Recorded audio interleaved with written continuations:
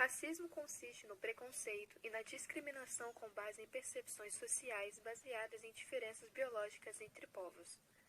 Muitas vezes toma forma de ações sociais, práticas ou crenças, ou sistemas políticos que consideram que diferentes raças devem ser classificadas como inerentemente superiores ou inferiores, com base em características, habilidades ou qualidades comuns herdadas. Também pode afirmar que os membros de diferentes raças devem ser tratados de formas distintas. Então, a história da humanidade é uma história de construção de minorias, se a gente pensar, né? Porque se a gente pensa o mundo, por exemplo, a partir do século XVI, dos anos 1500 e das grandes navegações, por exemplo, da ampliação da ideia de mundo, né?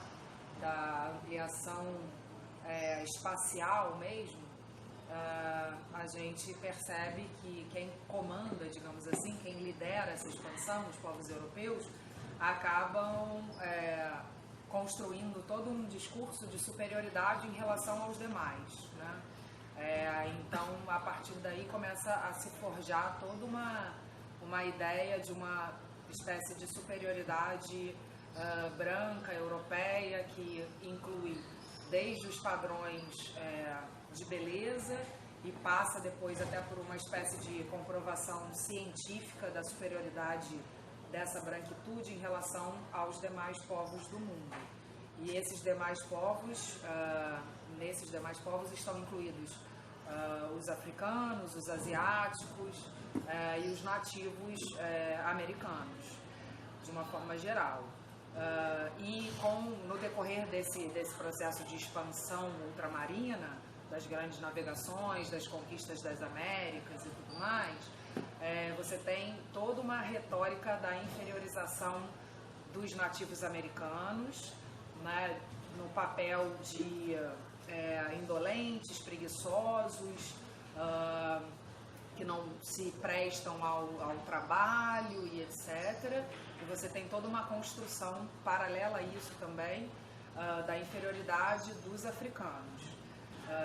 E isso vai sendo trabalhado, inclusive, de maneira filosófica e também científica por uma grande gama de pensadores que vão justamente justificar essa superioridade dos brancos.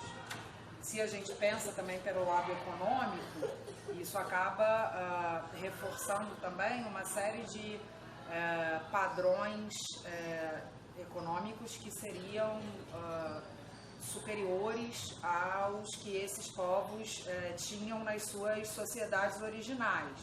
Então, o modo de vida de um nativo americano, que a gente costumou ao longo do tempo, né, chamar muito simploriamente de indígena ou de índio, acaba sendo desvalorizado em relação ao modo de vida que vai ser depois tido como modo de vida civilizado dos brancos europeus. Da mesma forma, os africanos vão ser vistos, vai ser construída uma imagem do africano como tribal, subdesenvolvido, selvagem, etc. Tudo isso são construções, né, que foram sendo lapidadas historicamente, até que a gente chega num século XXI, em que você tem realmente minorias em termos de participação política e etc., mas que não são minorias quantitativas se a gente pensa em Brasil, por exemplo. Você tem negros e indígenas no Brasil de hoje, ou descendentes, né, desses grupos étnicos, digamos assim, isso é muito complexo, mas sendo discriminados e incorrendo em trabalhos menos intelectualizados, digamos assim. Todas as questões políticas, sociais, econômicas e relacionadas a minorias e preconceitos raciais. Situação de racismo, sim. Eu morei em Copacabana, né, quando eu trabalhava como coordenador de uma escola de português para estrangeiros e também trabalhava para o consulado do Canadá. E já tinha uma questão para mim pré-concebida do racismo da Zona Sul do Rio de Janeiro, que é o número de negros que você vê morando em apartamentos na Zona Sul do Rio de Janeiro. Um número muito pequeno, um número muito restrito. Mesmo no prédio do consulado do Canadá onde eu trabalhava, o número de negros era muito pequeno. Dentro do próprio consulado, o único negro que eu conhecia era o segurança, e não era uma visão muito comum. Mas eu me lembro de uma vez que eu estava tentando entrar no prédio onde eu morava e o porteiro não estava, e quando eu toquei o interfone, simplesmente uma mulher apareceu, porque eu estava com uma roupa de domingo, né, bermuda, chinelo, camiseta, e uma mulher simplesmente apareceu e falou que eu não podia ficar tocando o interfone, que não era para eu ficar ali. E aquilo para mim foi meio que, como assim não é para eu ficar aqui? Eu moro no prédio. E automaticamente a mulher veio com todo um valor pré-concebido ali de que possivelmente eu não pertencia àquele grupo de moradores do prédio. Ao passo que o porteiro apareceu e falou comigo, e aí, seu Moisés, tudo bem? E a mulher ficou completamente sem saber o que fazer. A minha única vontade era dizer para ela e falar, olhar para ela e dizer, sim, negros moram em prédios em Copacabana também. Mas eu confesso que eu fiquei tão sem reação que eu pensei, o que dizer nessa hora? E você não diz, e você simplesmente tenta seguir com o seu dia de maneira natural. Isso gerou problemas futuros. A gente teve um embate, essa senhora e eu e tudo, né? Gerou processos e tudo mais. Mas na hora você meio que fica tão impotente que você não sabe muito bem o que fazer. Então você simplesmente se cala e entende, talvez ainda precisamos melhorar o número de negros que moram em prédios da Zona Sul do Rio de Janeiro. Ainda precisamos melhorar o número de negros que não vão morar nas favelas do Rio de Janeiro, mas vão morar nos que são chamados bairros, né, em detrimento de favelas. A gente vai ter que fazer todo um processo para melhorar a visão dessas pessoas, para que elas entendam que elas têm que ver que negros ocupam espaços como qualquer pessoa não negra. A crise e a onda de desemprego também atingiu com mais força a população negra brasileira. Eles são 63,7% dos desocupados. Agora falaremos do segundo tema, das minorias sociais, que eu encontrei uma definição básica para... são grupos de pessoas que se encontram em situação de desvantagem social, religiosa, física, econômica, étnica ou cultural, dentro de uma sociedade e que sofrem discriminação e preconceito. Muito se fala em minoria social, só que poucos se dão conta de que as chamadas minorias são formadas pela maioria da população. No Brasil temos como principais minorias os grupos de negros, mulheres, LGBT e pessoas de classes populares, indígenas e deficientes. Os grupos minoritários em geral não encontram amparo suficiente na legislação vigente, ou se o amparo legal existe, não é implementado de modo eficaz. Logo, esses grupos ficam mais vulneráveis. Situação de homofobia. Uma vez que eu estava no metrô, no Rio, com meu ex-namorado, e a gente estava muito próximo, muito abraçados, e foi muito visível o olhar das pessoas, né, para a nossa direção naquele momento, porque a gente mesmo já não estava percebendo quão próximos nós estávamos.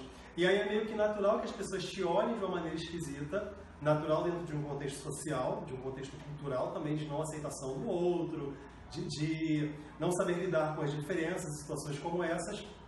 E ao passo que havia um casal perto da gente com uma criança. E justo esse casal com a criança estava muito próximo, e eu comecei a brincar com um bebê, com uma criança, e para aquele casal não surtia nenhum efeito, né, ao passo que para outros tinha os olhares, um pouco diretos e um pouco indiretos, né, e você pode ver as pessoas que se olham e comentam e tudo mais. Mas eu, para mim, como alguém que se assumiu com 15 anos de idade, que já tinha todo um contexto pronto na cabeça, isso não me atingiu em nada, não me atacou em nada, tampouco ao meu ex-namorado. Mas a gente sabe que a sociedade está aí, ela está batendo esses degraus de que é estranho, eu não aceito, não está dentro dos padrões que eu considero corretos para o contexto do mundo que eu vivo, o contexto do mundo que eu quero para o futuro, para as crianças e tudo mais. Então a gente sempre vai lutar, a sociedade sempre vai lutar para ir de encontro a esse contexto.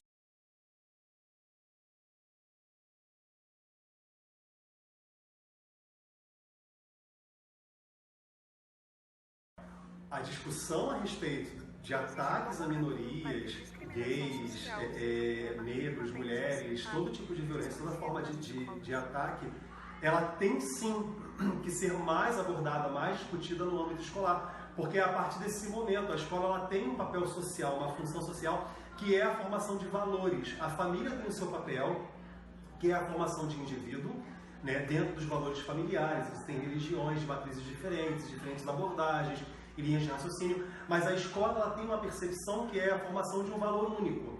Então, na minha percepção, não vejo ainda, não sinto ainda que é discutido da maneira que deveria, né, questões relacionadas à discriminação contra minorias. Né? Acho que ainda temos um caminho muito longo a percorrer na pedagogia para tentar trazer para o jovem, trazer para o estudante, desde sempre, que o mundo é um mosaico de realidades. O mundo ele é tem um grande espectro de pessoas distribuídas por aí e que essas pessoas têm que entender que isso existe porque elas em algum momento vão ter choques com isso. Né? O estudante de uma escola regular, ao chegar numa universidade, ele tem um choque visual e um choque cultural muito grande, porque ele lida com uma realidade completamente diferente, que é justamente a abertura que as minorias têm para ser quem elas são. Brasil matou 163 trans em 2018. Mais da metade foi morta por uma arma de fogo. Brasil registra uma morte por homofobia a cada 16 horas.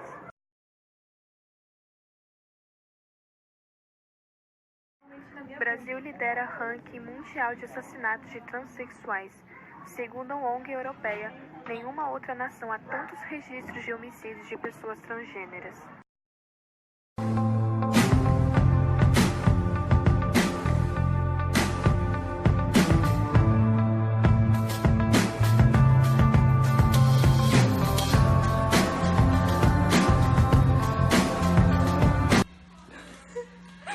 A pessoa vai lá e menciona justamente o que há de errado lá, né? Como forma de vivência social. Mas sim, o cenário é ótimo, o cenário florestal, eu gosto, né? Acho que diversidade tá aqui, tá lúdico. Os animais em harmonia. É bem lúdico, né? É lúdico, tem cobrinha, tem um jacaré, que tem 2 patas, ele tá andando em pé. Tem um macaquinho, acho fofo. Tem uma zebrinha. E assim, todos em volta de uma árvore, possivelmente porque era um totem religioso. E ela tá aí pra alguma coisa, espero que o pato não seja carnívoro. Os pássaros voando. Eu espero que as corujas são tão felizes. Acho que a diversidade é isso, gente. Acho que a gente trouxe a proposta do debate já desde o painel. E eu me senti em Game of Thrones aqui. A Rei da Floresta. Winter's Coming.